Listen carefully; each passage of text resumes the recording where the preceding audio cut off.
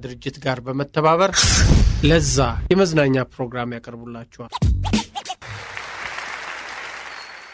ሰላም ጤና ይስጥልን የተከበራችሁ አድማጮቻችን እንደምን አምሽታችኋል? የሸገር ኤፍኤም 102.1 ራዲዮ ነው።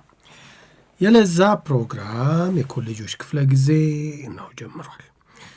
ባለፈው ሳምንት ከዶክተር አለማየሁ እሸት ጋር በተለይ ስለ ሕክምና ትምህርቱ ጎንደር ተምሮ ወሎ አክሞም አስተምሮም ደግሞ እንደገና እዚህ አዲስ አበባ መጥቶ በቅዱስ ጳውሎስ ሆስፒታል የሚሊኒየም ኮሌጅ ሕክምና ኮሌጅ ውስጥ በመምህርነት ማገልገሉን በማስመልከት ከዛም ደግሞ የረዳት ፕሮፌሰርነት ማዕረግም ላይ ደርሷል። የትምህርት ህይወት ጉዞውን በተለይ ደግሞ በሕክምና ትምህርቱ ወቅት ያጋጠሙትን ጉዳዮች ውጣ ወረዶቹን እንዲሁም ደግሞ ከአስተማሪዎቹ ጋር የነበረውን ግንኙነት ይሄ የአስተማሪና የተማሪ ግንኙነት ያለቃና የሎሌ አይነት ባህሪ ነበረው ካለም በኋላ ደግሞ አንተስ መምህር ከሆንክ በኋላ በዚሁ በሕክምና ትምህርት ይህንን ነገር ቀረፍከው ወይ ብለንም አንስተንለት ተወያይተን ነበር። በዚህ ሂደት ታዲያ እኔ ጎንደር አለቃና መንዝር የሚለውን አተያይ እዛ የወት እንጂ አዲስ አበባ ደግሞ ሁለተኛ ዲግሪን ልሰራ ስመጣ ያኔ በአስተማሪዎች ያኮረፍኩትን ያህል እዚህ ደግሞ ጭራሽ አስተማሪ ለመሆን ምክንያት ሊሆኑኝ የበቁ መምህራኖችን በማግኘቴ ተደሰትኩ። ስለዚህ ይህንን በተማሪዎቼ ላይ ላንጸባርቀው ቀርቶ ሐሳቡም አልነበረኝም። ይበልጥ የኔን መንገድ በተሻለ መልኩ ጠርጌ አስተማርኩ እያስተማርኩም ነው ብሎን ብዙ ጉዳዮችን አወራን። በተለይ ታሪካዊ ልቦለድ በሚል የጻፈውን መጽሐፍ ከዛም ላይ ወሰድነውንም ጽሑፍ አንስተን እውን ይህንን መጽሐፍ ለምን ታሪካዊ ልቦለድ አልከው ብለንም ጠይቀነው ነበር። ስለ እሱም አብራርቶልናል። ታሪካዊ ልቦለድ ልበለው እንጂ አንዳንድ ባህሪያትን እንደው እንደ ገጸ ባህሪ ይንጸባረቁ እንጂ እውነተኛ ሕይወቴና በተማሪነት ዘመኔ የገጠሙኝን ስኬቶች፣ ሳንካዎች፣ ውጣ ውረዶች ያንጸባረኩበት የሰዎችን ስብዕና የገለጽኩበት የኔን ማንነት ያስረዳሁበት የምሆነውን የተናገርኩበት ነው ብሎናል። አይደለም ዶክተር? እውነት ነው። አንተ እያልኩት ማወራው ባለፈውም ሳምንት ብያለሁ።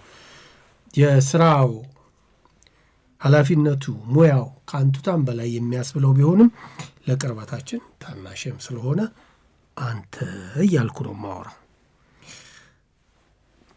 4 ያህል መጽሐፎችን ለሽልማት አዘጋጅተናል። በሚከተለው ቁጥር እንግዲህ ካለፈው ሳምንት ጀምሮ ተከታትላችሁናል ወይ ነው ጥያቄው። አሁንስ ትከታተሉናላችሁ ወይ ነው።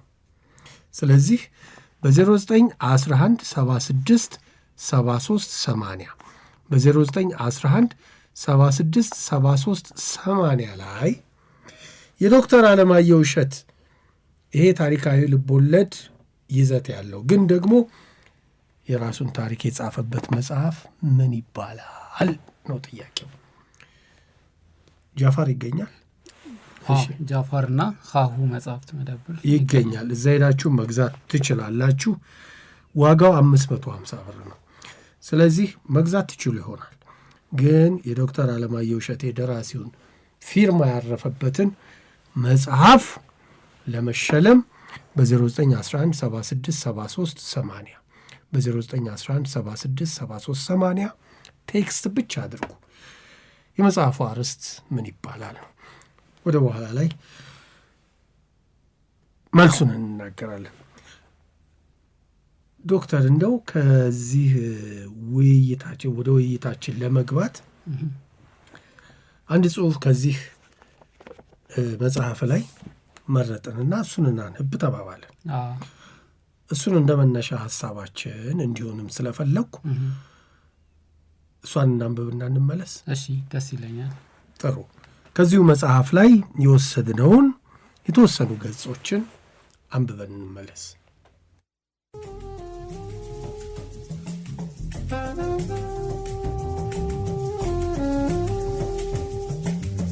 ብዙ ነገር ሲበላሽብኝ አስተካክላለሁ። የቤተሰብ ጉዳይ ግን ከብዶኛል። የናታንያ ጭቅጭቅ መሮኛል። በአንድ ወቅት አንድ ሰው ስኬት ምንድን ነው ሲል ጠየቀ። ብዙ መልሶች ጎረፉ። የነፍስ ጥሪ አግኝቶ እስተ ጥግ መጓዝ እናም ለትውልድ የሚጠቅም ሥራ ሰርቶ ማለፍ የሚለው ገዢ ሐሳብ ነበር። ጥያቄው ቀጥሏል። የተመጣጠነ ሕይወትስ ምንድን ነው? የዚህም ገዢ ሐሳብ ስኬታማ መሆን መቻል ነው። የመጨረሻው የሕይወት ግብ አሳክቻለሁ የሚባለው ሆነ። ጠያቂው አልተስማማም። ጥያቄን በጥያቄ መለሰ።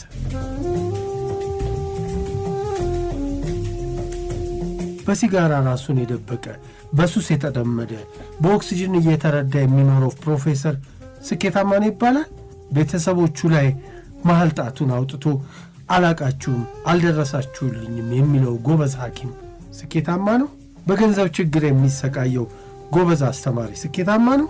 ቤተሰቡን የሚያስቀና መንፈሳዊ ሕይወቱ የሚማርክ ግን በተማሪዎች የሚጠላ ደደብ አስተማሪ ስኬታማ ነው? ከሰዎች ጋር የሚበጣበጠው ስራውን በትጋት የሚፈጽመው ሰው ስኬታማ ነው?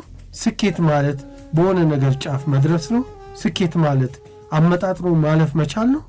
ጥያቄን በጥያቄ እየመለሰ እንዲዞርብኝ አደረገኝ እንጂ እስካሁን ስኬት ምን እንደሆነ አልተገለጠልኝም። እና ታዲያ እነዛ ራሳቸውን የጣሉ ሐኪሞች፣ ተመራማሪዎች፣ ፕሮፌሰሮች፣ የሃይማኖት ሰዎች ባይኖሩ ዓለም በዚህ ቅርጽ ትገኝ ነበር? የተወሰኑት የሰሯት ናት የሚባለውስ ወጣ ያለ ባህሪ የኖራቸው አልነበሩ? ማነበር በዘመኑ በሰዎቹ ዘንድ ተቀባይነትን ያገኘው? እብድ እንጂ ስኬታማ ተብሎ ያለፈው ማነበር?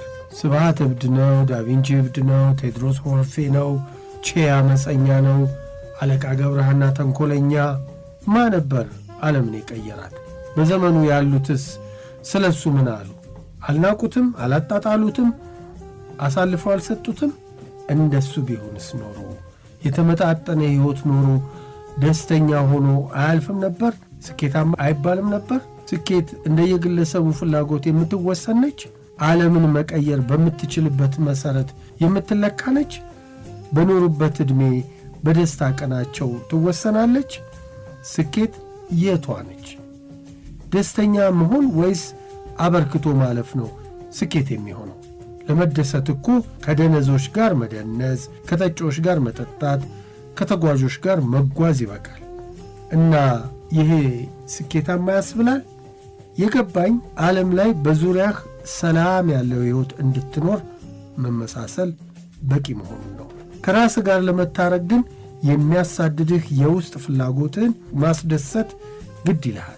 ደግሞ እነዛ ናቸው ዓለምን መቀየር የቻሉት። ጎስቁለው በቤተሰባቸው በሕዝባቸው ተጠልተው ሳለ በሌላኛው ዘመን የሚታወሱት እነዛ ጥቂቶቹ ናቸው። ጥሩ ቤተሰብ ከመሠረተው የብቃት ደረጃው ማግባት፣ መውለድ፣ ልጆቹን በሥርዓት በሕግ ማሳደግ ከሆነ የትኛው ነው ስኬታማ? ሀገር የምትቀበለው ሲሞት እኔ ነኝ ብላ የምታለቅስለት ለየትኛው ነው? የትኛውን መሆን ይሻላል? ሁለቱስ እውነትን አመጣጥኖ ማለፍ ይቻላል? ስኬታማ ሆነው ለቤተሰባቸው፣ ለነፍሳቸው፣ ለጤናቸው፣ ለመንደራቸው ሳያጓድሉ ያለፉ እውነት የሉ? ዓለምን በዛ መልክ የቀየሩ የሉ? እነርሱን መሆን አይቻልም? ደስተኛና ስኬታማ መሆን ይሳነናል? ጎበዝ፣ ለቤተሰቦቹ ለታካሚዎቹ ሟች ተማሪዎቹን በስርዓት የሚቀርጽ ጥሩ ገቢ ያለው በመመርመር ራሱን የጠመደ ሐኪም መሆን አይቻልም? ሳያጨስ ፕሮፌሰር፣ ራሱን ሳይገል ሀገሩን ከፍ የሚያደርግ ተመራማሪ መፍጠር አይቻልም? ስኬትና ደስታ አብረው አይሄዱም? ይሄዳሉ። ድብን አድርገው መሄድ ይችላሉ። ምኒልክን ውሰድ፣ ማኦን ጥራ፣ ዘርዓ ያዕቆብ፣ ላሊበላ፣ ናአኩቶ ለአብ፣ ይመሐረነ ክርስቶስ፣ ሌላም ጥራ። አመጣጥነው አልፈዋል። በከፊል ደስተኞች ነበሩ። በዘመናቸውም የተወደዱ፣ ለቀጣይ ትውልድ አዲስ ነገር የጨመሩ፣ ከሁሉም ያላጓደሉ። እነዛ ለምን አታዩ? መሆን ትችላላችሁ። የግድ የወጣ ሐሳቤ ንቅል መሆን አያስፈልገንም። ባላንስድ ላይፍ እስከ መጨረሻው መለጠጥ ከቻለ ትልቅ የምትሆኑት በሁሉም ዘርፍ ይሆናል አለን ጠያቂያችን። ዘ ላይፍ ሰርክል የሚለውን ሐሳብ እኔ ላይ ጥሎ አለፈ። አምኜዋለሁ። ስለዚህ ሁሌም ይህችን ሚዛናችሁን አውጡ። ራሳችሁን በየጊዜው መዝኑ። የጎደላችሁን ሙሉ። ያኔ ደስታም ስኬትም እናንተ ጋር ትኖራለች። ተመስገን እያላችሁ በቂ እንቅልፍ እየተኛችሁ ለሀገር አበርክቶ እየተሳተፋችሁ የሕይወትን ጥፍጥና ብቻ እያያችሁ ታልፋላችሁ። ማለፋችሁ አይቀርም። የኖርነውን በደስታ የምናሳልፈውን ጊዜ በድል ካልሆነ ዕድሜ ቢንቀዋለል ምን ትርጉም አለው? ምን ሰርቻለሁ በሉ። በሥራችሁ ልክ ዕድሜያችሁን መዝኑት። ትክክለኛውን ዘላለማዊ ደስታ ብለው አቡነ ሺኖዳ የሚገልጹትን ትደሰቱ ዘንድ እመኝላችኋለሁ። ደስታ ብዙ አይነትም አይደል? ዘግናኝ ደስታ፣ ጊዜያዊ ደስታ፣ ዓለማዊ ደስታ፣ ዘላለማዊ ደስታ። ቁም ነገሩ ራሳችንን እንዴት እንመዝን ነው። የእኔ ሚዛኖች የትኞቹ ናቸው? ለአንተ የተገቡ ሚዛኖች ይሁኑ። ለራስህ የመመዘኛ መስፈርቶችን እስኪያውጣ እንዲመጣጠኑ የምፈልጋቸው ቤተሰብ፣ መንፈሳዊ ሕይወት፣ ማኅበራዊ ሕይወት፣ ጤናዬ፣ ለገንዘብ ያለኝ አቋም፣ ዕውቀቴ፣ የመፍጠር ፍላጎቴና የሚያዝናናኝ ማንነቴ ናቸው። እነዚህም ላመጣጥን ግድ ይለኛል። አጋፔ ሲሳካ ቤተሰቤን ካፈረስኩ ደስተኛ አልሆንም። ጤናዬን እየጎዳሁ በፈጠራ ማማ ላይ በወጣ የሚወጋኝ ሕመም ስኬቴን ውድቅ ማድረጉ አይቀርም።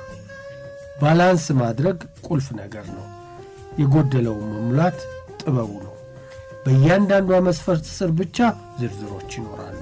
ቤተሰቤን ስል ናታንያን እዚህ ጋር እጨምራታለሁ። ስለ እያንዳንዱ ስላወጣኋቸው መመዘኛዎች 100 ነጥብ እሰጣታለሁ። ውጤት ለመሙላት እንዲመቸኝ ብዬ መመዘኛዎቹ ውስጥ ዝርዝር መመዘኛዎችን አሰፍራለሁ። ለምሳሌ ቤተሰብ፣ እናት፣ አባት፣ ዘመዶቼ፣ የመጀመሪያው የፍቅር ግንኙነት የተመጣጠነ ነው? የሚገባውን ያጎደልኩት ምንድን ነው? የሙጥኝስ ማለት አግባብ ነው? እነዚህን አስባለሁ። የመጨረሻ መጥፎ ከሆነ 0 እሰጣለሁ። የመጨረሻ ጥሩ ከሆነ 100 አስቀምጣለሁ። የሚገባውን ነጥብ ለሁሉም አሰፍራለሁ። መንፈሳዊ ሕይወቴ ሲባልም ምግባርና እምነትን ከፍዬ በምግባር አድርግ የተባልኩትን ማድረጌ፣ አታድርግ የተባልኩትን አለማድረጌን እፈትሻለሁ። የእምነቴንም ጥንካሬ በራሴው ሚዛን እመዝነዋለሁ። ሁሉንም በገባኝ መጠን በትክክለኛው ሚዛን ለመመዘን እሞክራለሁ። ለመጀመሪያ ጊዜ የሰጠኋቸውን ነጥቦች አስታውሳለሁ። በአንድ ክብ ላይ መመዘኛዎቹን አሰፈርኳቸው። ውጤታቸውን በተሠራው የውስጥ መስመር ላይ አገኘኋቸው። ውጤቶቹን ገጠምኳቸው። ነገርየው ያስቅ ነበር።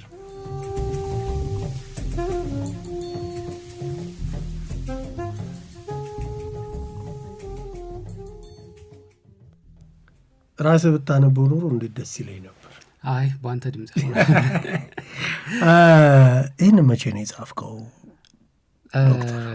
2016 እና 17 ተመረቀ ከወጣ ከስንት ጊዜ በኋላ ማለት? ከ10 ዓመት ማለት ነው።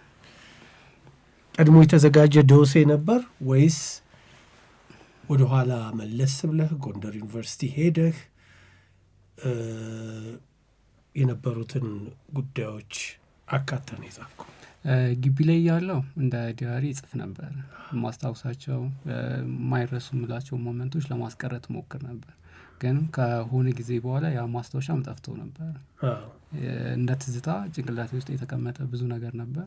በዋናነት ትልቁ ግን የአጋፔ ጉዳይ መጻፍ አለበት የሚለውን ስለማስታውስ ልጆች ጋር በተደጋጋሚም ስንገናኝ ያ ነገር ተደጋግሞ ስለሚወራ ለማስፈር ከባድ አልነበረም። ያ ውስጥ ላይ የነበረ ነገር ስለሆነ እንጂ በመጽሐፉ በሚጻፍበት ሰዓት ማስታወሻዎቹ አልነበሩ። በማስታወስ ነው። አጋፔ ደረሰ። አጋፔ አለ ጎንደር ዩኒቨርሲቲ ቢሮ አለው። ከዛ ውጪ ወደ 100 የሚጠጉ ሰዎች ቤት ተሰርቶላቸው ከተማው ውስጥ ቦታ ተሰጥቷቸው በየጊዜው እየሄድን የምንጎበኛቸው የምንጠይቃቸው በየጊዜው የሚገቡ ተማሪዎች ኃላፊነቱን እየወሰዱ እያስተዳደሩ ወይም እንደ ልጅና ወላጅ ሆነው እያገለገሉ ይገኛሉ። በጣም ጥሩ አድማጮቻችን፣ እየተከታተላችሁ ያላችሁት የለዛ የኮሌጆች ክፍለ ጊዜ ነው። ከረዳት ፕሮፌሰሩ ወይም ከዶክተሩ ከአንገት በላይ ስፔሻሊስቱ ከዶክተር አለማየሁ እሸት ጋር እየተወያየን ነው። ሁለተኛው ክፍል ነው። በተለይ ዛሬ መጽሐፉ ላይ ነው ትኩረት የምናደርገው። በዚህ ጽሁፍ ላይ ባላንስድ ላይፍ ሰርክል፣ ስኬት፣ ሰክሰስ የሚሉ ጉዳዮች ተነስተዋል። ጠያቂው ማን ነው? ጠያቂውን እንደ ካራክተር ነው ያስገባሁት። ሀሳቡ ያው አንተም ጋር አለ እኔም ጋር አለ ሁላችንም ጋር ሪሊ ስኬታማ ነኝ ወይ ብለን እንጠይቃለን። ሌላውም ሰው እንደዛ ይጠይቃል። ይሄ ሁሌም እኛ ህይወት ላይ የሚመላለስ ሀሳብ ይመስለኛል። የምናደርገውን ነገር ምንፈትሽ ምንመዝንበት ጭንቅላት ስለተሰጠን በዛ ጥያቄ ውስጥ ግን ትክክለኛ የስኬትን ዴፊኒሽን ማግኘት ለዛ ነገር ታምኖ መኖር ደግሞ ከባድ ይሆናል። ሰው በየጊዜው እንደ ቼክ ፖይንት መመዘኛ ያስፈልገናል። ያንን ነገር ኢቫሉዌት ማድረግ አለብን ነው። በተለይም ይህን ሀሳብ ኢንተርቴን ሳደርገው የነበረው መቼ ነው የያዝኩት ነገር በማያስደስተኝ ሰዓት፣ በተለይ ለምንድን ነው መማረው ማለት ሲጀምር ሪል ትክክለኛ ስኬት ምንድን ነው፣ እኔስ የት ነው መድረስ የምፈልገው፣ የት ለመድረስ ነው መማረው፣ ሪሊ ነፍሴን የሚያስደስታት የትኛው ነው የሚለውን ነገር መጠየቅ ሲጀምር ነው። በዛ ሰዓት በዋናነት ሀሳቤን እያደረግኩበት የመጣሁት ምንድነው በቃ የዚህ ዓለም ገዢዎች ተብለው ሊጠቀሱ የሚችሉ ነገሮች አሉ። ሀብት አንዱ ነው። ገንዘብ ምንም አልከሆነ ያስተዳድረናል፣ ይገዛናል፣ ወይም ለፈለግንበት ዓላማ እንድናውለው ያግዘናል። ሁለተኛው እውቀት ነው። እውቀትም ሕክምና ትምህርት ቤት ነው የነበርኩት። ጥሩ ከሚባሉ ሳይንሶች ውስጥ ነው ያለው። ሰው ለምንድን ነው የምጠላው? እውቀትም አንዱ የዚህ ዓለም ገዢ ነው። አንስታይን ብትል በምኑም አይደለም፣ በገንዘቡ ወይም በሌላ ነገር አይደለም የተከበረው፣ በእውቀቱ ነው። ስለዚህ የጀመርኩት መስመር ሮንግ አይደለም፣ ግን አልተደሰትኩበትም፣ ሌላ ይጎደላል ማለት ነው ብዬ ማሰብ ጀመርኩ። እውቀትን ያዝኩ፣ ገንዘብ የሚለውን ያዝኩ። ሌላኛው ጥበብ ነው። ጥበብ ሲባል አእምሮ ይታያል ይባላል። የጥበብ ሰዎችን ሀብት ስላላቸው አይደለም ወይም ሌላ ነገር ስላላቸው አይደለም ተደማጭነት ኢንፍሉዌንሻል የሆኑት ከሚናገሩት ከአንደበታቸው በሚወጣው ቃል ነው። እሱም የዚህ ዓለም ገዢ ነው። ሌላኛው ደግሞ ስልጣን ነው። ብዙ ነገስታትንም ወይም ኢትዮጵያን ያስተዳደሩ አክሱም ብንል፣ ላሊበላ ብንል፣ ጎንደር ብንል እስካሁን ድረስ ደስ ብለውን የምናሞግሳቸው የምናስታውሳቸው ጥሩ ስለሰሩ ነው። እነዚህ ገዢዎች ናቸው ብዬ አሰብኩ። እነዚህን ነገሮች ግን ወደ እኔ ህይወት ለማምጣት ማመጣጠን ያስፈልጋል። በማመጣጥን ሰዓት ጤናዬን እየጎዳው አይደለም፣ ወይም ገንዘብ ሳሳድድ ሌላ ነገሩን እውቀቴን ሉዝ እያደረግኩ አይደለም፣ ወይም እውቀት እያልኩ ደግሞ ደሃ ለመሆን አይደለም። ባላንስ ማድረግ አለብኝ ብዬ እነዛን የህይወት ፒላር የምንላቸው ፈለኩም አልፈለኩም በእኔ ህይወት ውስጥ የሚመላለሱ ፖይንቶች ናቸው። መንፈሳዊ ህይወትም በለው፣ ማህበራዊ ህይወትም በለው፣ ገንዘብም በለው፣ እውቀትም በለው ሰው የግድ ማመጣጠን ያስፈልጋል። እንደ ምሳሌ ያነሷቸው ፖይንቶች ነበሩ። ላይክ በጣም ጎበዝ ታዋቂ ለሀገር በጣም ብዙ ያበረከተ ግን ጤናው የታወቀ አንድ ባለሙያ ቢኖር ሪሊ ደስተኛ ነው ወይስ ስኬታማ ነው? አበርክተዋል፣ ግን ደስታውን የሚነጥቀው ጤናው አለ ወይም ራሱ ያበላሽ የሆነ ነገር አለ። እነዛን ነገሮች ማመጣጠን መጀመሪያ ይቀድማል ነው። ካይንድ ኦፍ ፍልስፍናም በለው መመሪያም በለው እንደዛ ነው ያነሳሁት። በዛ ለመሄድ ነው እየሞከርኩ የነበረው። ትንሽም ሰርክል ብትሆን እያሰፋን እየለጠጥን የምንፈልግበት ጋር መድረስ እንችላለን ነው ፖይንቱ። ግን መጀመሪያ ሲየው የነበረው አይተዋል በጣም የተዛባ ነገር ነበር። ስለዚህ የተዛባውን ማስተካከል፣ በጣም የወጣውን ደግሞ ያዝ ማድረግ መመለስ። እንደዛ ሲሆን ባላንስድ ይሆናል። ስኬት አንጻራዊ ነው ይባላል። አሁን ያንተ ስኬት የሚለው ኮንሰፕት ወይም ጽንሰ ሀሳብህ አሁን በገለጽከው የራስህ ፍልስፍና ውስጥ የሚካተት ነው ማለት ነው። እውነት ነው። ስኬት የህይወት ዑደት ላይፍ ሰርክል ላይ እና የተመጣጠነ ህይወት የሚባለው ኮንሰፕት ላይ አሉታዊም አወንታዊም ተጽዕኖ አለው ብለህ ታስባለህ? አለው። መጀመሪያ እሱን ከመመለስ በፊት ባላንስድ ላይፍ እና ላይፍ ሰርክል የሚሉትን ሀሳቦች እናንሳ። ላይፍ ሰርክል ጀነራል ኮንሰፕቱ ነው። ላይክ በላይፋችን ውስጥ በእኔም በአንተም በሁሉም ህይወታችን ውስጥ የሚያጠነጥኑ ነገሮች አሉ። መንገድ ላይ ስትመጣ ሊያጋጥም የሚችለው ነገር አለ። ስራ ቦታ የሚያጋጥምህ ነገር አለ። ሊቀርልህ የማይችል ነገር ነው። ወይም ጠዋት ተነስተህ ማታ እስከምትተኛ ድረስ ያለው የህይወት ዑደት የምትቆጣጠረውም አለ የማትቆጣጠረውም ይኖራል። እነዛ ነገሮች ግን ተቆጣጠርካቸውም አልተቆጣጠርካቸውም አንተን አፌክት ያደርገው በአንተ ላይፍ ውስጥ አሉ ማለት ነው። ያንን ሰርክል ግን ማኔጅ በምታደርገው መጠን ማኔጅ ካደረግከው ደስታን ማግኘት ወይም የተረጋጋ ህይወት መኖር ይቻላል። ያ ወደ ባላንስድ ላይፍ ያመጣናል። ስለዚህ አሁን ለምሳሌ ወደዚህ ሲመጣ መንገድ እንዳይዘጋጋ ቀድሜ ከወጣው ጃሙን አለፍኩት ማለት ተቆጣጠርኩት። ከዛ ጭንቅንቅ ከፕሮግራሜ ወይም ከሆነ ነገር ልቀር አልችልም እንደማለት ነው። ስለዚህ ባላንስድ ላይፍ ስንል በሚያጋጥሙን ውስጥ ያሉትን አመጣጥነን ማለፍ መቻል፣ አመቻምቾ ማለፍ ነው። ላይፍ ሰርክል ደግሞ እንዳለ በእኔ ዙሪያ ሪቮልቭ ያደርጋል። የምቆጣጠረውም አልቆጣጠረውም እንደማለት ነው። በሂደቶች ማለት ነው። ይሄ ሁለቱ ነገሮች የተመጣጠነ ህይወትና ወይም የተመቻመቸ ህይወትና የህይወት ዑደት በቀጥታ ወይም በተዘዋዋሪ ባሉታዊ ወይ በአወንታዊ መልኩ ከስኬት ጋር ጉድኝትና ልዩነት አላቸው ብለህ ታስባለህ?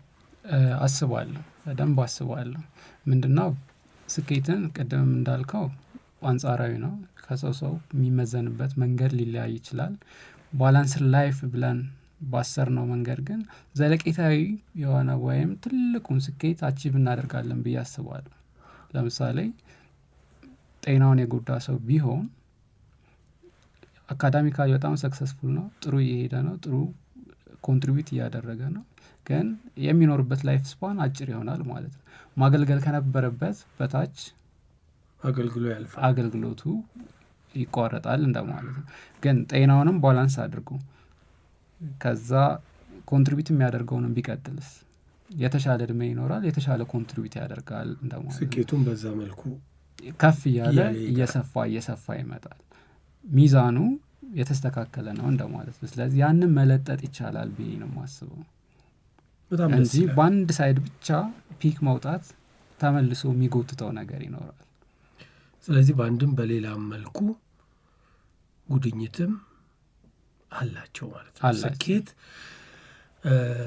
ባላንስ ያደረገ ህይወትና የህይወት ዑደት ማለት ነው። እውነት ነው። እየተከታተላችሁ ያላችሁት የለዛ ፕሮግራም ነው።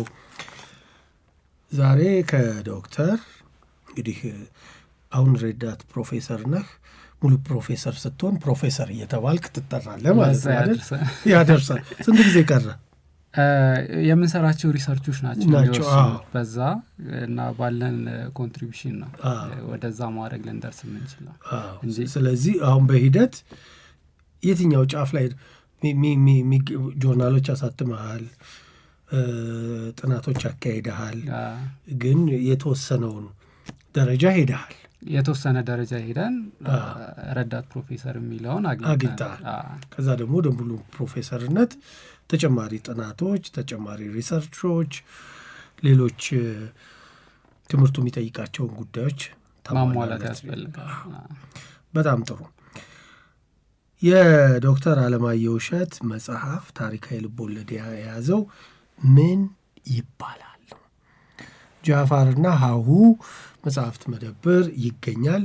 550 ብር ነው። እኛ ግን በ0911 767380 በ0911 767380 ደውለው የመጽሐፉን አርዕስት ለነገሩን ቀዳሚ 4 አድማጮቻችን ፊርማው የዶክተር አለማየሁ እሸት ፊርማ ያረፈበትን ሽልማት በስማችሁ እንሰጣለን።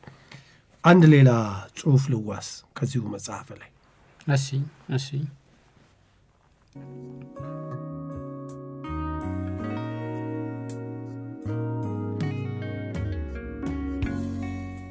የፕሮፌሰር ኃይሌ ገሪማ እህት ቤት የሄደን ዕለት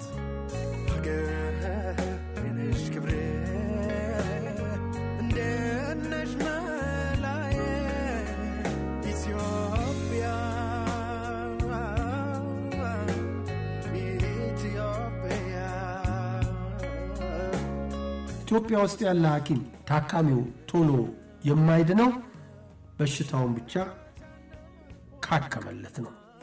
የምታክሙት 3 ነገር መሆኑን እንዳትረሱ። በሽታ፣ ድህነትና አለማወቅን የምታክሙት። ሲስተር እማዋይሽ ገሪማ።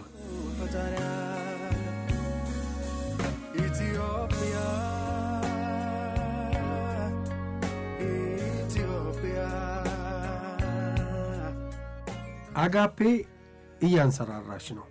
ስራዎችንም አባላቱንም ከማቀው ከምቆጣጠረው ውጪ እየሆነ ነው። በየ2 ሳምንቱ እየተሰበሰበን ሪፖርት መቀበልና እያንዳንዱ ክፍል የደረሰበትን ከመስማት የሚስተካከሉ ነገሮች ካሉ ከማስተካከልና ከመፈጸም በዘለለ ይህንን አድርጉ ይህንን አታድርጉ ማለት የምትችልበት ደረጃ ላይ አልነበረም። ለእያንዳንዱ ክፍል እቅዶች ይነደፋሉ፣ ይተገበራሉ። ግቢ ውስጥ ሞንታርቦ ከጮኸ ስራ ቦታ ሆኜ የአጋፔ የሆነ ፕሮግራም አለ ማለት ነው እላለሁ። እኔም እንደ ተመልካች የሥራ ጓደኞቼ ዛሬ ደግሞ ምን አለ ካሉኝ አላውቅም። ምናልባት ገቢ እያሰባሰቡ ይሆናል ወይም ደግሞ አባላት እየመዘገቡ ሊሆን ይችላል እላቸዋለሁ። በትንግርት ያዩኛል። አንዳንዴ ናታንያ ስትመጣ ይህንን ሰራን ትለኛለች። እንዲህ ደግሞ ልናደርግ አስበናል ትለኛለች። በድንገት አንድ ቀን ናታንያን ሰላም ለማለት ላይኛው ግቢ ስገባ ለሱራ ሰርግና ምላሽ ሆኖለት አገኘው። መክሊቱን አገኘ አልኩ። ጥቁር ሌዘር ሱሪ አድርጓል። የአጋፔን ቲሸርት በውስጥ ለብሶ ጃኬት ደርቦበታል። ሙዚቃ እያጫወተ ማይኩን ይዞ ስለ አጋፔ እየለፈለፈ ነበር በራፕ ስልት። በአንድ በኩል ሳፋ ላይ ውሃ ሞልተው ሳንቲም መወርወር የሚያጫውቱ አሉ። ቴኒስና ፑል ከተማሪዎች ኅብረት በማስፈቀድ የገቢ ማሰባሰቢያ አግኝተዋል። ሌላም የጨዋታ አይነት እዚህም እዚያም ተቀጣጥሏል። ለሱራ የወላጆች በዓል ሆኖለታል። ይህንን ሁሉ ገቢ በአይነ ቁራኛ የምትከታተለው 5 ሳንቲምም እንዳይጭበረበር ሪቾ እዚህም እዛም እያለች ትሰበስባለች። ሁሉ ነገሯ ሸማቾች ጋር የሰራች ያስመስላታል። ሁሉንም እየዞርኩ በርቱ ብዬ ተነጃጅቼ ከናታንያ ጋር ወሬ ጀመርኩ። አሁን አጋፔ የኔን መኖር አለመኖር የሚፈልግ አይደለም። እንዲሁ በተከፈተለት ቦይ እየፈሰሰ ደግሞ ተጨማሪ ቦዮች እየተስተካከሉ ሰዎችን ለመርዳት ሙሉ ልባቸውን የሰጡት ልጆች አግኝቷል። እኔ የምልህ ሲስተር እማዋይሽ ጋር ትገኛለህ እንዴ? ማናት ደግሞ እሷ? አታውቃቸውም እንዴ? ኧረ አላውቃትም። ወይኔ የነገሩ መስሎኝ ነበር። ኧረ አልነገሩኝም። ቅዳሜ ፕሮግራም ተዘጋጅቷል። የት? እርሷ ቤት ነዋ። እንዴ ማናት? የዶክተር በርናንድ ባለቤትን አታውቃቸውም? ሲስተር እማዋይሽ ገሪማን አታውቃቸውም? የፕሮፌሰር ኃይሌ ገሪማ እህት እንዴ እሳቸው ናቸው እንዴ ዶክተር በርናንድ ባለቤት? አይገርምም? አላውቅም ነበር። ግን አጋፔ ምን አገባው አልኩ በመገረም ስሜት ተውጬ።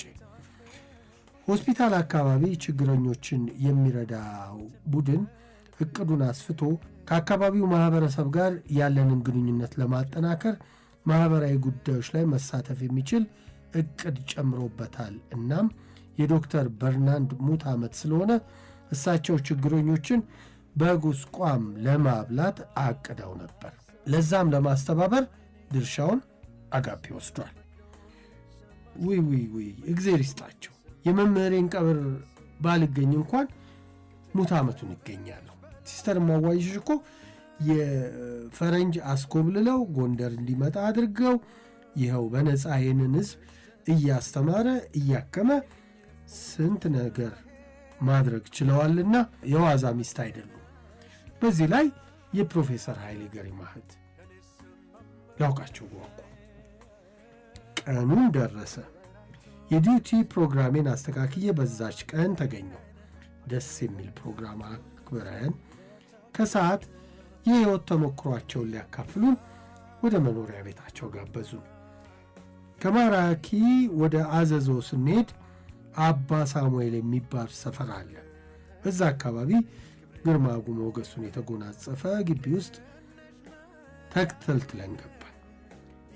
ከተሰራ ቆየት ያለ ቤት መሆኑ ያስታውቃል። ግቢው በዛፎች የተከበበ ነው። መግቢያው ላይ የአህያ ሐውልት አለ። ግቢውን ቃኝተን ወደ ጀርባው ዞርን። ከጀርባ የተጀመረ ህንፃ አየን። ለድሆች እየተገነባ የሚገኝ ሆስፒታል መሆኑ ተገለጸልን። ዲዛይኑን ሙሉ በሙሉ አስረድተውን ወደ መኖሪያ ቤታቸው የላይኛው ክፍል የሚገኝ መሰብሰቢያ ጠረጴዛ መራን። የላይኛው ክፍል ግድግዳዎቹ በሙሉ በዶክተር በርናንድ ስዕሎች የደመቁ ናቸው። ዶክተር በርናንድ አንዱን ስዕል ለማስረዳት 3 ሰዓት ይወስድበታል አለችን ገለጻ የምታደርግልን ልጅ። ልጅቷ ትኩረቴን ስበዋለች። ስዕል ብቻ አይደለም የሪሰርች ውጤት ነው እዚህ ላይ ያሰፈረው አለችና ሁላችንንም ቃኝታን ንግግሯን ቀጠለች። ዶክተር በርናንድ ጎንደርን አብዝቶ ይወዳት ነበር። ኢትዮጵያውያንንም ይወዳል፣ ያዝኑለታል። ገነት ኢትዮጵያ ነች ይላል። የሪሰርች ውጤቱም ያንን ያሳያል። ስለ ሌሎችም በትንሹ ገለጸችልን። ለእንግዶቹ ማረፊያ ተብለው የተዘጋጁ ክፍሎችም ከሩቅ ይታያሉ። የቤት ስሜት እንዲሰማቸው ዩኒቨርሲቲውም ከሌላ ቦታ የጋበዛቸው እንግዶች እሳቸው ጋር እንዲያርፉ ፈቃዳቸውን ሰጥተዋል። በስብሰባችን መሃል ታች የነበሩ እንግዶችን ሸኝታ ሲስተር ማዋይሽ ወደኛ መጣች። አክብረን ተቀበልናት። ትንሽ ስለ ሕይወት ታሪኳ ካጫወተችን በኋላ በምን ጉዳይ ተሞክረው መውሰድ እንደምንፈልግ ጠይቃ እያንዳንዳችንን በአንክሮ ትቃኘን ጀመር።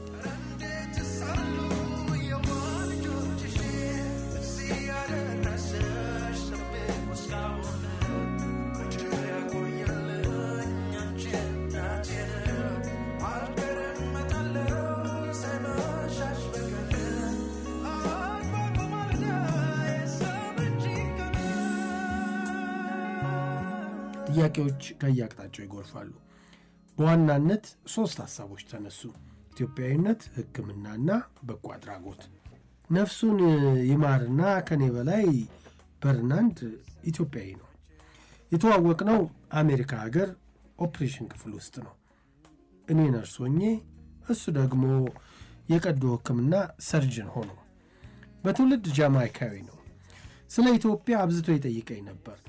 ከኛ በላይ ስለኛ ያውቅ ነበር። ብዙ አልገረመኝም።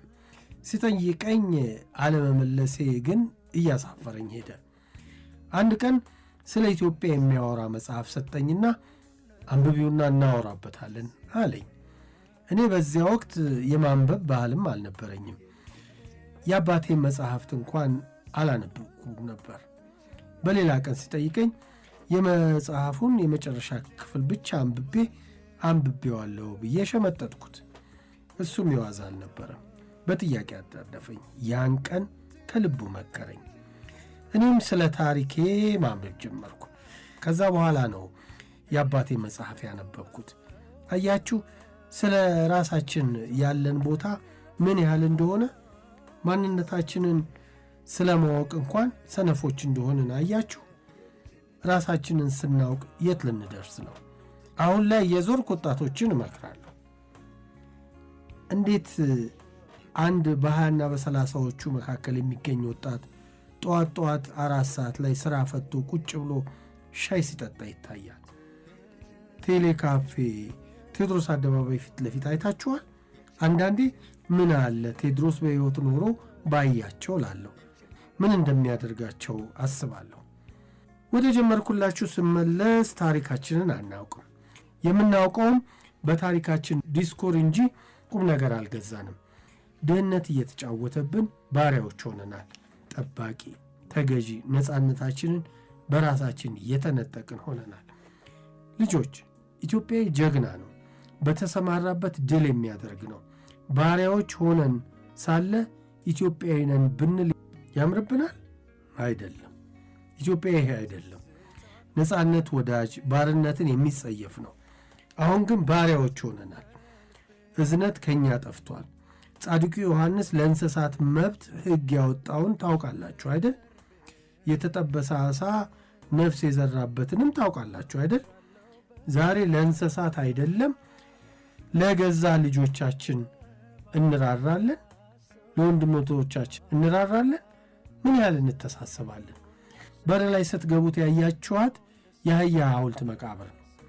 ኢትዮጵያ ውስጥ ቢያንስ አንድ ነፃ ያወጣች የተከበረች አህያ ትኑር ብሎ በርናንድ ከሀገሩ አምጥቶ ስታርፍ እዚህ ቦታ ተቀበረች። እስከዚህ ድረስ ማሰብ ስትችሉ ኢትዮጵያዊ ነኝ በሉ አለችና በረጅሙ ተነፈሰች። ሁላችንም በጸጥታ እናዳምጣታለን። ኢትዮጵያዊነትን ከቃላቶች በላይ በስሜቷ ትገልጻለች። ትካዜ፣ እልህ፣ አልሸነፍ ባይነትም ይታይባታል። ከናይት ክለቦች ጋር የገጠመችውን ሙግት ያስነሳችውን ማስታወቂያዎችንም ታጫውተናለች። እኔ እጅግ ደስ ብሎኛል። ወሬዎቿን እንድትቀጥል መፈለጋችን ፊታችን ላይ ይነበባል። ስለ ሕክምና የጠየቃችሁኝ እኔ አላውቅም። በርናንድ ሁሌም የሚለኝን ግን ልንገራችሁ። ለምንድን ነው ኢትዮጵያዊ ሐኪሞች ቁጡ የሆኑት ይለኛል። እኔ እንጃ፣ እኔ ምን አውቃለሁ አልኩት። ነገሩን በዝርዝር እንዲህ አለኝ። ተመልከቺ፣ ገንዘብ አጥቶ ምርመራ ካላሰራ ሐኪሞች ይቆጣሉ። ቦታ ጠፍቶት ከዘገየም ይቆጣሉ። በሽታው የከፋ ደረጃ ደርሶ የመጣውንም ይቆጣሉ። ጥያቄ ሲጠይቋቸውም ይቆጣሉ። በሁሉም ነገር ሲቆጧቸው ያሳዝነኛል። ለምን ይሆን እላለሁ። ታውቂያለሽ እማዋይ ይለኛል፣ ነፍሱን ይማረውና፣ እነዚህ ሰዎች እኮ ፈልገው አይደለም የሚዘገዩት። ምርት አምርተው ገንዘብ አግኝተው ወንዝ ጎሎላቸው ለመዳን በመምጣታቸው ደስ ሊለን ሲገባ ለምን እንቆጣቸዋለን? ጓዳህ ሞልቶልህ አፈር ከመግፋት አርፈህ ሞልቶልህ ደግሞ ልትታከም መጣህ ብለን ብንደሰት ምን አለበት? የኢትዮጵያ ዋልታና ማገር እያለን የምንጠራው ገበሬን ብናከብር ምን አለበት ይለኛል አለችና ዓይኗ ላይ ካቀረረው የእንባ ዘለላ ጉንጮቿ ላይ ዱብ አለ። በማዕረቧ ጠረግ አርጋ ቀጠለች። እስኪ ንገሩኝ፣ ምን ይቀርብናል? ኢትዮጵያዊ ሐኪም ልትሆኑ አይደል? ፈተናው ብዙ ነው፣ ግን የምታክሙት 3 ነገር መሆኑን እንዳትረሱ። ናፍቆትን በልቤ የመውደድን ሻማ ፍቅርሽን ደርቤ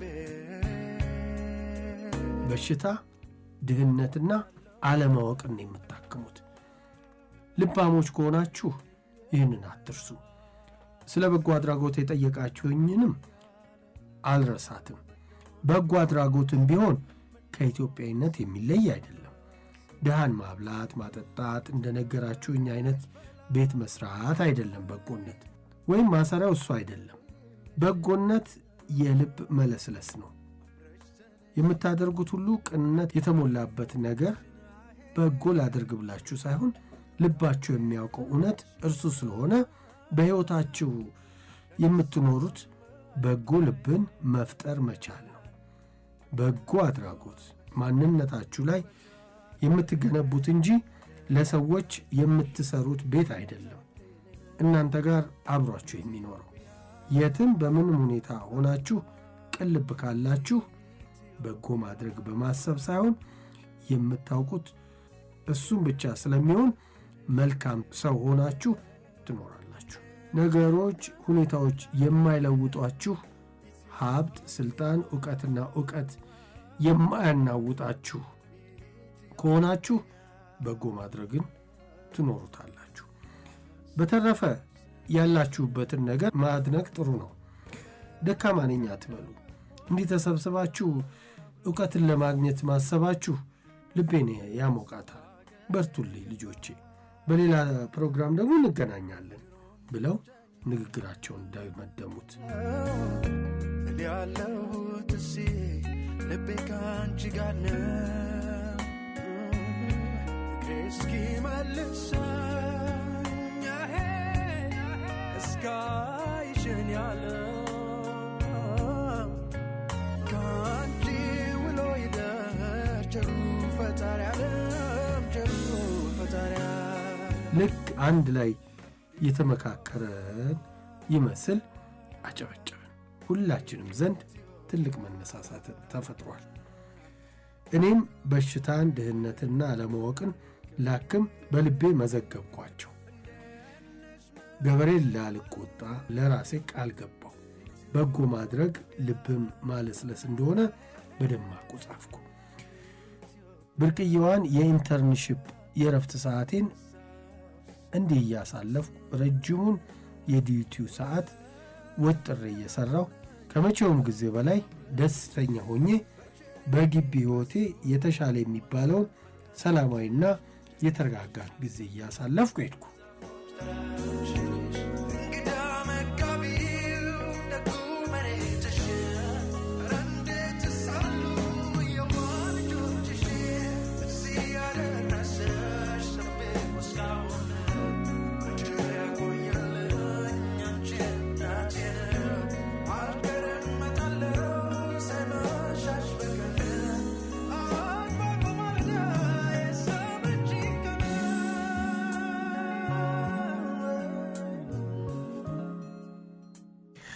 ተመልሰን መጣን።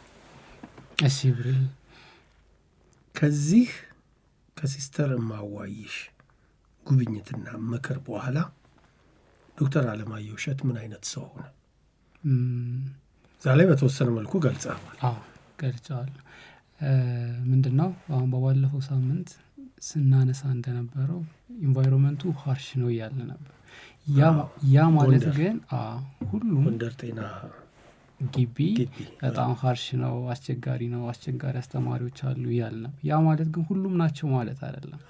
ከነዛ ውስጥ አንዱ ዶክተር በርናርድ ነበር። በየአመቱ ሽልማቶች ይዘጋጃሉ። ጥሩ አስተማሪ፣ ጥሩ ሬዚደንት ወይም ይሄ ስፔሻላይዝ እያደረገ ያለውና እና ጀነራላይዝ አደረግነው እንጂ ከነዛ ውስጥም ጥሩ ጥሩ ሰዎች መኖራቸው በዚህም ማየት እንችላለን። የምናያቸው አስተማሪዎች አሉ፣ ሁሉም ስላልሆኑ። ከዛ ደግሞ የሷ ምክር ነበረ።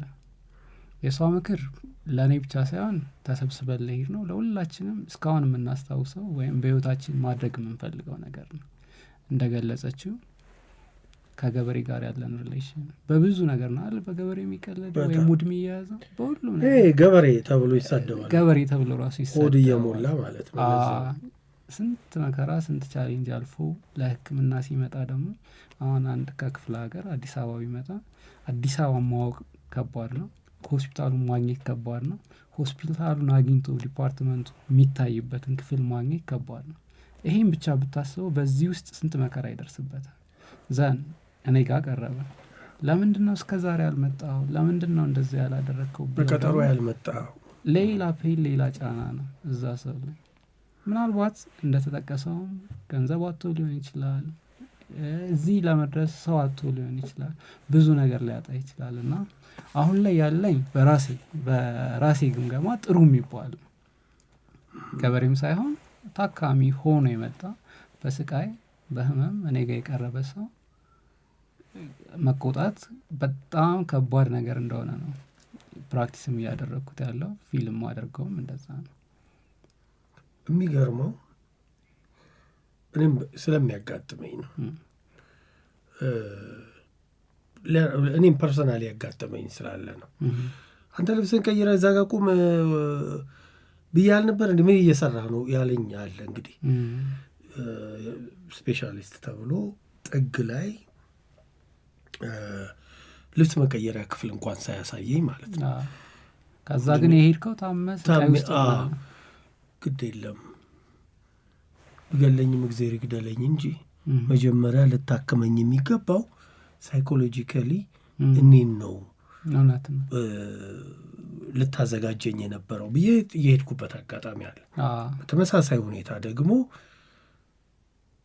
በስርዓቱ ከሚገባው በላይ ሄደው ራሱ የሚያክሙ ያከሙኝም ሐኪሞች አሉ።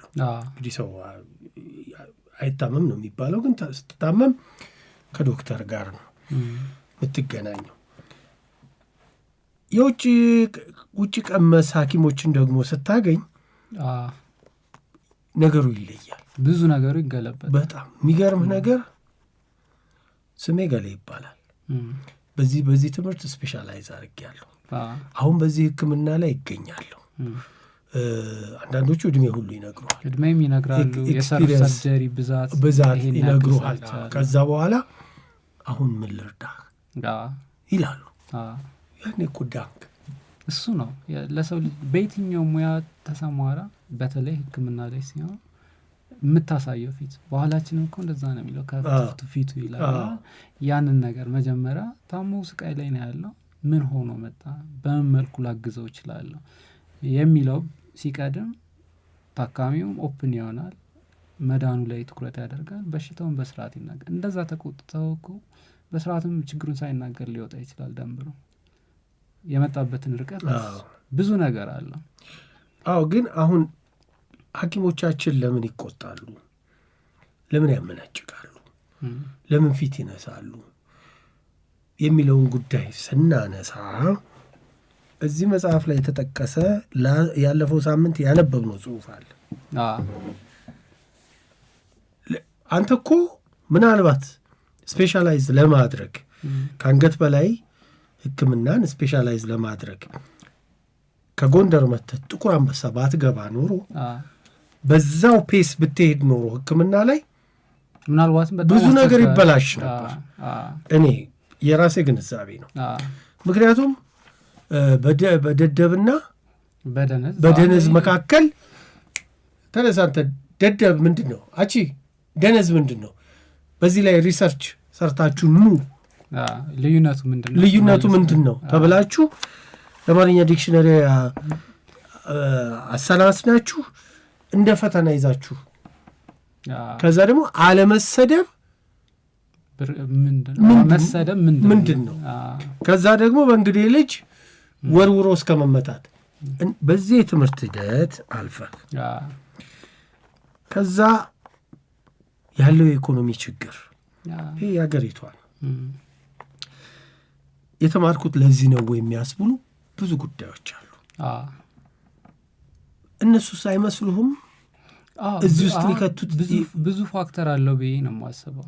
አንደኛ አሁን ያነሳቸው ፖይንቶች አሉ። እነዛ አስተማሪዎች ራሱ የሚኖሩት ህይወት ምንድን ነው ብትል ምናልባት ደስተኞች አይደሉም በግል ህይወታቸው። ለምን ፋይናንሻሊ ስትረግል እያደረጉ ሊሆን ይችላል። ያሰቡት ነገር እየኖሩት አይደለም። ብዙ ጊዜ የግል ህይወታችን ነው ስራ ቦታም ሪፍሌክት የምናደርገው። እነዛን ሰዎች ማን ቼክ አድርጓቸው ያውቃል? እነሱስ ያለፉበት መንገድ ምንድን ነው? በምን ሁኔታ ነው የተማሩት? ሲስተሙ ከመጀመሪያ ጀምሮ እንደዚህ ነው ወይ የመጣ? የቱ ጋ ነው መቆረጥ ያለበት የሚለውን ነገር ማንም ቼክ አያደርገውም። እሱ የቤት ላይ ያለው ጣጣ፣ የኢኮኖሚ ክራይሲሱ ያ ኮንትሪቢዩት ያደርጋል ብዬ አስባለሁ። ሌላው ደግሞ እንደ ግቢም ከግቢ ይለያያል። ካልቸሮች አሉ። አንዱ አካባቢ ያለው ማህበረሰብ እሳቤ ሌላ አካባቢ ላይኖር ይችላል። ልክ እንደዛ በትምህርት ካሪክለም ውስጥ የሚያስተምሩ አስተማሪዎች ትምህርቱን የሚሰጡበት መንገድ ይለያያል። እዛ አካባቢ እንግዲህ የተለመደው የምናውቀው እስከምንወጣ ድረስ የነበረውን ነው ማውራት የምችለው። እርግጠኛ ከዛ በፊት ያሉት አስተማሪዎች ወይም ሌላ ቦታ ላይ ያሉት ሰዎች ጋር ስናወራ ወይም በማግኛቸው ሰዓት የባሰ ነበር ደግሞ ድሮ ይላሉ። አሁንማ ተሻሽሎ እናንተ ባላችሁበት ጊዜ እኮ በጣም ብዙ ለውጥ አለ የሚሉበት አለ። ሶ ካልቸሩ አካባቢው የሚፈጥረው ነገር አለ። አሁን እኔ ጋር የተማሩ ልጆች እዛው ግቢ የቀሩ እንደኔ ተመሳሳይ ባህሪ ላይኖራቸው ይችላል። እኔ እዚህ ጋር ያየሁት የዋጠኝ ኢንቫይሮንመንት አለ፣ አርሞኛል፣ ሞርዶኛል፣ እንደዛ ሊሆን ይችላል። እዛ ደግሞ ያዩት የለመዱት ኢንቫይሮንመንት አለ፣ በዛው ሊቀጥሉ ይችላሉ። ሶ ኢንቫይሮንመንቱም አንድ ፋክተር ነው ብዬ አስባለሁ። ከዛ ውጪ ሰውነትን አለማስቀደም፣ ያ በጣም ደክሞ ለፍቶ አፈር ገፍቶ የመጣን ታካሚ ምን ሆንክ ብሎ በቅንነት መጠየቁ ይረሳና ወይ የስራው ጫና ሊሆን ይችላል ወይም መሰላቸት ሊሆን ይችላል፣ በቁጣ መቀበል ሰውነትን አለማስቀደም ነው። ሰውነት እስካስቀደምክ ድረስ የትኛውም ቦታ ላይ ብትሆን ፔንህን ትችለዋለህ፣ ትውጠዋለህ፣ አብዞርብ አድርገህ ፊት ለፊት ስለቆሞ ሰው ክብር ስትል ጥሩ ነገር ከአንደበት ይወጣል ብዬ አስባለሁ። ታካሚው እኮ ቢነጫነጭ የበሽታው ባህሪም ሊሆን ይችላል። ተሰቃይቶም ሊመጣ ይችላል። ገብቶሃል?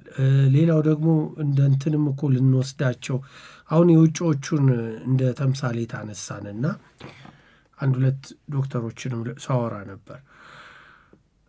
ጫና የሚበዛበት ጊዜ አለ፣ ግን በሰዓት የተወሰነ ሰዓት ነው መስራት የሚችሉት። ከዛ ውጭ አይሰሩም።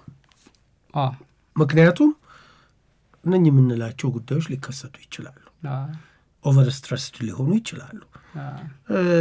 በጣም ይከብዳል። ግን ያው ቢያንስ እንደው ማለሳለስ ቢቻል ብዙ ስትራግሎች፣ ችግሮች እንዳሉ ይገባናል። ለማንኛውም በዚህ መጽሐፍ ላይ በተለይ የሲስተር ማዋየሽ ገሪማ ኢትዮጵያዊነትን ስትሰብካችሁ ነበር ያመሸችው። ቀሽም ጥያቄ ሊሆን ይችላል አሁን መጠይቅ፣ ግን ደግሞ ሰው የየራሱ ፐርስፔክቲቭ አለው። ስለ ኢትዮጵያ አንተ ምን ታስባለህ? ኢትዮጵያ ሀገሬ ሲባል ወደ አእምሮህ ምን ይመጣል? ኢትዮጵያዊነት ለአንተ ምንድን ነው? ቀሽም ጥያቄ አይደለም፣ ትልቅና ከባድ ጥያቄም ይመስለኛል። የምትወደውን ነገር በቀላል አማርኛ መግለጽ ስለማይቻል ማለት ነው። እና ይሄ ብዙ ጊዜ ስለሚጠየቅ በአንድ ተርም ወይ በሆነ ነገር ኢትዮጵያ እንደዚህ ነው እንደዚህ ናት ምናምን ብሎ መግለጽ ከባድ ነው። ግን በጣም የምትወዳትን የምሳሳላትን እናት ወይም የአምላክ እናት የምትገልጽበት ወይም ፊቷ ቆመ የምታቀስጽበት ነገር አለ። ልክ እንደዛ ሀገራችንም እንደዛ ናት ብዬ አስባለሁ። ስለምወዳት ስለምሳሳላት ያለኝን ነገር መስጠት በሚለው እንጂ ኢትዮጵያ እንደዚህ ናት የሆነ ተርሞቹን ወይም ወርዶቹን ማስቀመጥ ሳይሆን ምን ኮንትሪቢዩት ላደርግላት እችላለሁ፣ ስለምወዳት ለእኔ ያለችኝ እሷ ስለሆነች ምን ልስጣት፣ ምን አለኝ ምን ልስጣት የሚለውን ነገር ብዙ ጊዜ ኢንተርቴይን አደርገዋለሁ ጭንቅላቴ ውስጥ እንጂ ኢትዮጵያ እንደዚህ ናት የሆነ ተርሞቹ ማስቀመጥ ከባድ ነው። ቃላት ቢያሳምሩ ዋጋ የለውም። ሆኖ መገኘት እሷም ያለቻችሁ ያንን ነው፣ ሪል ሰርቫንት መሆን። እስቲ አንድ ለስለላ እንግዲህ ታካሚዎች ልክና ይሰልሏል። በጣም ነው ደስ ያለኝ። በነገራችን ላይ ይሄ መጽሐፍ 4 ሰዎች መልሰዋል። የመጽሐፉን አርዕስት ንገሩን በዶክተር አለማየሁ እሸቴ የተጻፈውን መጽሐፍ ብለን ነበር። በ091394 መጨረሻው 74 በ0975 41 መጨረሻው 42 በ0935 96 መጨረሻው 66 63 በ0900 62 መጨረሻው 31 ይሄ 1 2 3 4 ነው። በ0935 96 49 66 በ0900 62 49 31 ሙሉን እንናገር። በ0975 41 09 14 በ0913 94 40 74 እናንተ ዶክተር ራሱ ደውሎ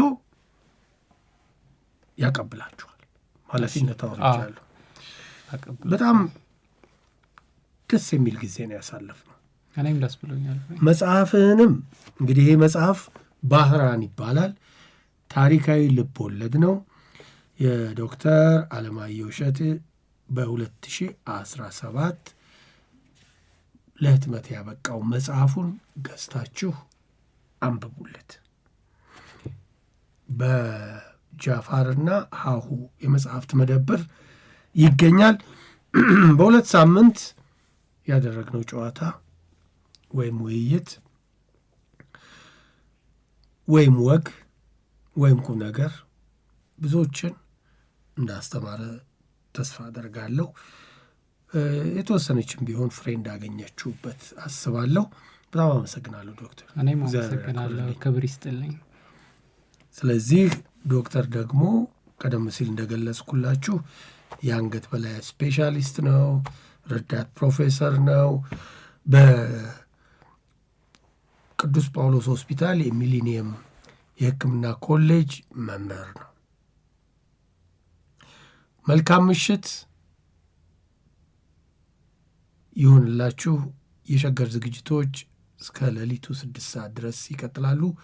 ብርሃኑ ድጋፌ ነበርኩ።